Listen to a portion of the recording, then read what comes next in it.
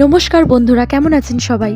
আজকে কিন্তু একটা ইন্টারেস্টিং রেসিপি নিয়ে চলে এসেছি। বুঝতেই পারছো নিশ্চয়ই, সসেজের রেসিপি নিয়ে চলে এসেছি। তো খুব সহজে দোকানের মতো ঝটপট যদি কোনো সুস্বাদু রেসিপি তোমরা ট্রাই করতে চাও, তাহলে এই রেসিপিটা কিন্তু করতেই হবে। তাহলে চলো শুরু করা যাক।